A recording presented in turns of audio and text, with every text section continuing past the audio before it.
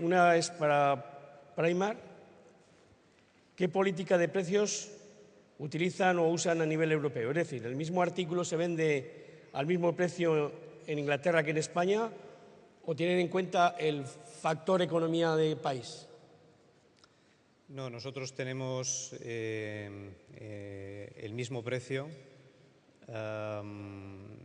tanto en Inglaterra como en Irlanda, como en Alemania, como en España. Alguna vez es posible que haya promociones locales específicas por cuestiones del clima o por cuestiones de la temporada, pero en este sentido queremos ser totalmente transparentes y que cuando un cliente a nivel global pues pueda pasar por cualquiera de nuestras tiendas por Europa, independientemente del país donde esté, finalmente el coste de la fabricación ha sido el mismo para todos y el precio que tiene que tener sea el mejor precio en cada uno de esos mercados, y para eso tiene que ser lógicamente el precio más bajo, pero manteniendo el mismo precio, contestando a la pregunta, en todos los países de Europa el mismo. ¿Sí? Muy bien, gracias. Hay otra pregunta aquí que yo creo que quieren saber de la estrategia de futuro, que dice: después de la moda, ¿hacia dónde van a ir?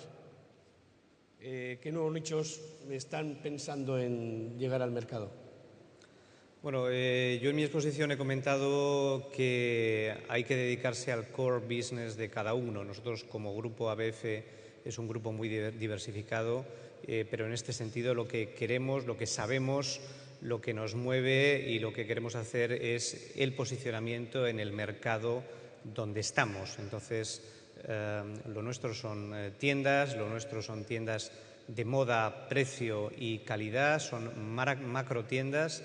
En este sentido, España y Portugal es muy grande y estamos empezando, tenemos grandes oportunidades de desarrollo.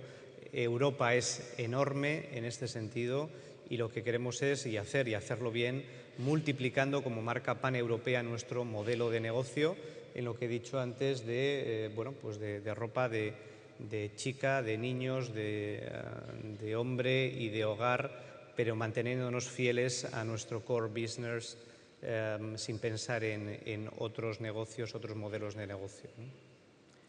Y una última pregunta: ¿cuáles son las claves de la logística de Primark? ¿Qué aporta en el low cost la logística? Bueno, la logística, como hemos visto, es una parte fundamental, en primer lugar, en toda la planificación que supone el establecer colecciones con un año de antelación. Es decir, las colecciones se piensan, se trabajan con un año de antelación. Es decir, nosotros ya en este momento la colección de la próxima primavera-verano 2010 ya está en marcha, ya tiene su proceso, y en este momento estamos ya pensando en la colección de otoño-invierno 2010. Entonces, en ese sentido, la logística, comentando como logística desde un punto de vista muy amplio, es fundamental a nivel de planificación y desde luego a nivel de poder saber que, por poner un ejemplo, el día 5 de mayo del año 2010 tenemos que recibir bermudas de diferentes colores y de diferentes precios en la tienda de Jerez o de Murcia, ¿no? Y que tienen que llegar el 5 de mayo, ni un día antes ni un día después, por cómo está construida la diferente colección y los productos y demás. Entonces, en ese sentido, la mayoría de mercancía viene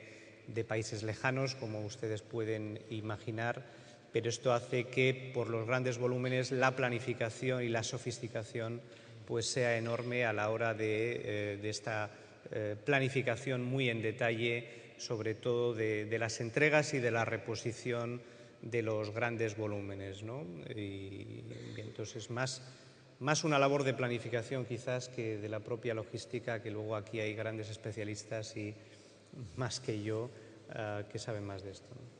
Muy bien. Santiago, me preguntan, me dicen que la innovación es un signo de éxito claro en Consentino. La investigación, la innovación. Sí. ¿Qué porcentaje de su facturación dedican a la investigación? Entre un 1 y un 1% del presupuesto de ventas se lo lleva toda la actividad de innovación en un sentido muy amplio, ¿no? Como he comentado, de tanto lo que es digamos, elementos estructurales de las personas, el área de I+D, como todos los gastos que se incurren pues, para pruebas, ensayos.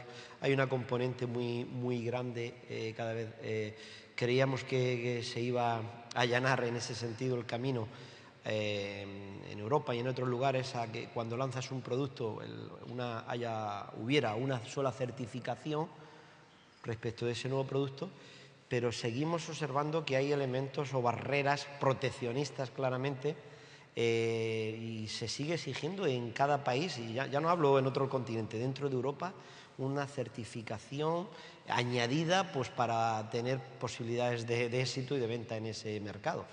En ese sentido, la verdad que la integración europea deja, a mi modo de ver, bastante que desear. Y ya digo, en conjunto, pues de un 1 a un 1,5% de la facturación. Muy bien.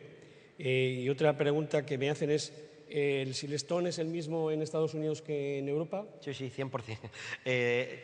Cosentino solo fabrica en su planta de Almería y, bueno, embarcamos los contenedores, mayoritariamente Puerto de Valencia, y se envía a las instalaciones logísticas de la empresa en Estados Unidos o la de los distribuidores, y allí ya se transforma. Es decir, el valor añadido principal se da a partir de recibir allí en el mercado de destino las planchas, los tableros, y se hace el traje a medida, ¿no?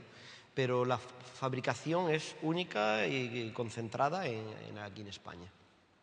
Bueno, pues muchas gracias a los dos por haber ajustándose al tiempo.